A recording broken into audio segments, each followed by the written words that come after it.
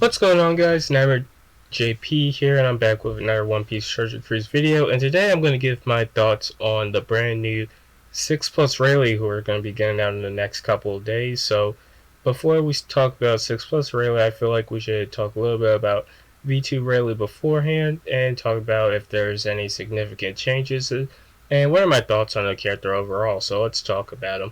So V2 RAYLEIGH before was Captain, who reduced cooldowns by 1 at the start of the adventure. He gave a 2.5x attack boost. He would boost HP and RCV by 1.25x, and when your HP was below 30%, he would give an additional 1.4x attack boost. So he was a 3.5x attack boost captain when he was under 30%.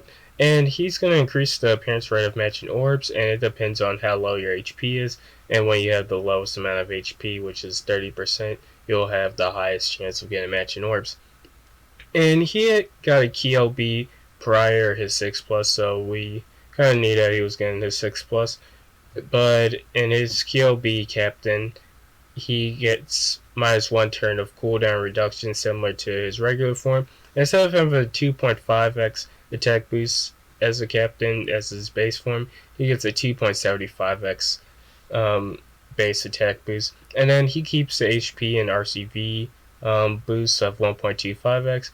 But this time, while he's at low HP, he gets a 1.45x additional attack boost. So now with his KLB, he goes to a 3.985 or 845. I think that's the number, 845 captain with his KLB and base RAYLEIGH. So not the best thing, and his special ability is 200 times fixed damage to one enemy that will ignore any defensive abilities, and for one turn he's going to lock the chain by 3x, and then he's going to boost orbs by 1.75x, and when your HP is low for one turn he's going to reduce incoming damage by 95% and change empty block TND and RCV orbs into matching. So decent special.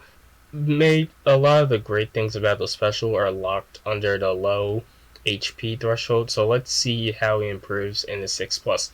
So in the 6 plus, he gets his key LB captain ability if you keyed him right now in his base form, so -1 cooldown at the start of the adventure, the 2.75x base attack boost, and then the 3.9845 attack boost when you're below 30%. So he is alright, but when you KLB him, he gets -2 turns of cooldown at the start of the adventure, which is pretty good, very similar to legends like Carrot and Kaido, who also reduce cooldowns by 2, so he is potentially a really great speedrun captain. He gets a 3x attack boost. He's going to boost HP and RCV by 1.25x. I don't know why they kept that the same. They should have upped that up a little bit, so he would have been like way better. I would have considered keying him then. But when HP is below 30%, he gets an additional 1.5x attack boost, which is kind of crazy because now when he's below 30%, he gets a 4.5x captain ability, which is pretty nice. And like always, he's going to increase the amount of matching orbs based off your HP, and lowest HP gets you the highest chance of matching orbs. And especially now is to still do 200,000 fixed damage to one enemy that will ignore any defensive abilities. For one turn, he's going to lock the chain by 3x, and he's going to boost orbs by 2x now instead of 1.75x.